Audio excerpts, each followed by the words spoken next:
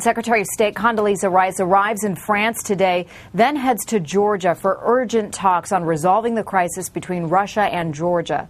This as multiple explosions have been heard again today, and Russian troops again have moved into strategic Georgian cities in violation of the ceasefire. NBC's Jim Maceda is in Tbilisi. Jim, good morning.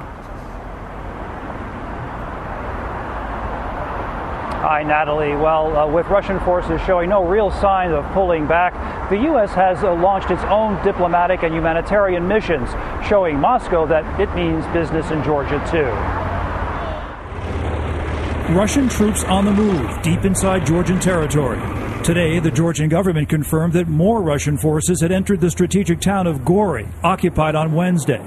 And it's the specter of Russian tanks only miles from the Georgian capital, Tbilisi, experts say, that has moved the U.S. government into higher gear.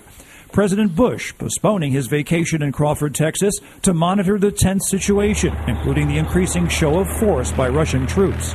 And we expect all Russian forces that entered Georgia in recent days to withdraw from that country. While small numbers of U.S. military personnel arrive, with the first of many cargo flights, bringing urgent humanitarian aid, including sleeping bags and medicine, for tens of thousands of homeless Georgians displaced by last week's fighting.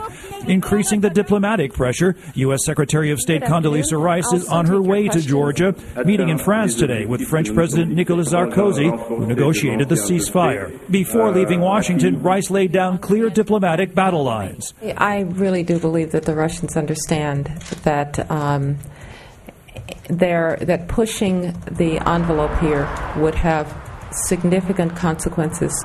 Secretary Rice is expected here tomorrow, and meanwhile there are new reports of more Russian troops entering Georgia's key Black City port of Poti, expanding, it would seem, Russia's control.